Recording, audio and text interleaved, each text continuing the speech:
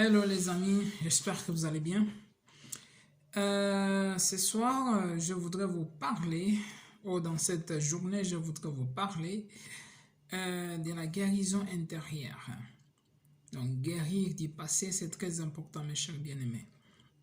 La Bible dit, dans Actes des Apôtres, chapitre 10, verset 38, « Vous savez comment Dieu a déversé une onction du Saint-Esprit et de puissance sur Jésus de Nazareth, qui allait de lieu en lieu en faisant le bien et en guérissant tous ceux qui étaient sous la domination du diable, parce que Dieu était avec lui. » La mission de Jésus a été toujours de guérir les guerres brisées. La plupart de nos prières sont bloquées non pas par Satan, même si des fois il peut faire le malin, mais c'est nous qui nous donnons la main. Mais la plupart de nos prières ne sont pas bloquées par Satan, mais par nous-mêmes à cause de nos manques de pardon. Parce que lorsque nous avons un cœur gangréné, nous donnons un accès à l'ennemi pour nous toucher et pour freiner nos prières. Mais ma Bible dit aussi, pardonne-nous nos offenses comme nous pardonnons à ceux qui nous ont offensés. Parce que dans la vie, nous aurons toujours à trouver ceux qui nous font du mal, ceux qui nous blessent, mais nous devons apprendre à pardonner.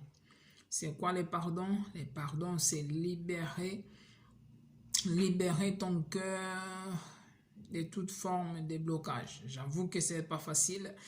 C'est facile à dire, mais c'est difficile à accomplir. Mais c'est tellement important de demander l'aide du Seigneur pour que le Seigneur puisse t'aider à se débarrasser de toute prison émotionnelle de l'intérieur. Savoir pardonner est très important car il engage notre présent, il engage aussi notre futur. Le manque de pardon bloque nos exaucements. Nos exaucements ont besoin d'un accélérateur souvent de libérer nos cœurs de toute forme de choses qui nous entravent. Il est vrai que dans la vie, comme je dis l'autre fois, il est vrai que des hommes et des femmes nous ont blessés, nous ont trahis, nous ont séduits, nous ont maltraités, nous ont humiliés et nous ont abandonnés. C'est triste et malheureux. Tout ça c'est vrai, ça fait mal. Moi de même que je vous parle, je l'ai vécu.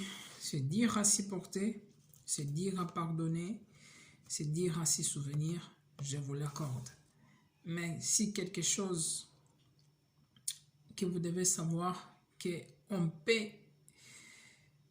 décider de ne pas pardonner, on peut ne pas vouloir, mais la meilleure solution, c'est de se libérer. C'est de se libérer, c'est laisser que le Saint-Esprit prenne le relais, que le Saint-Esprit fasse son travail qui est tellement important. La phrase que Jésus a dit un jour, cette phrase me touche particulièrement, j'espère aussi pour toi. « Père, pardonne-leur, car ils ne savent ce qu'ils font. » Luc 23, verset 34. Il y a des gens qui ont fait du mal à nos âmes. Il y a des mal comme ils nous ont blessés, ils nous ont trahis, ils nous ont séduits, ils nous ont maltraités, humiliés, abandonnés. Et tout ça, il y a des gens qui ont fait ça par intérêt. Il y en a des gens qui ont fait ça par l'argent, mais qui réellement ne savaient pas ce qu'ils faisaient. D'autres, ils ont fait par égoïsme, par jalousie, par manque de conception et de compréhension. parce qu'il ne connaissait vraiment pas Dieu. Il ne connaissait vraiment pas Dieu. Il prétendait connaître, mais il ne connaissait vraiment pas. Pour eux, c'était comme un confort, quoi, ce qu'ils faisaient. Un confort personnel qu'ils ont fait, mais en réalité, ils ne savaient vraiment pas ce qu'ils faisaient. Quoi? Ils ne savaient pas? Ils ont fait ça intentionnellement. Souvent, on peut tenter de dire ça, mais en réalité, la plupart, lorsqu'ils font ça, ils sont tellement aveuglés, ils en pensent faire du bien, mais en réalité, ils font du mal. Retiens cette phrase qui dit ceci: les blessés blessent toujours. Les hommes blessés blessent toujours. Dans ta marche avec le Seigneur, afin d'avancer dans les profondeurs, tu devras affronter ton passé. Car sans la confrontation du passé, il n'y aura pas de victoire dans le présent ni dans le futur.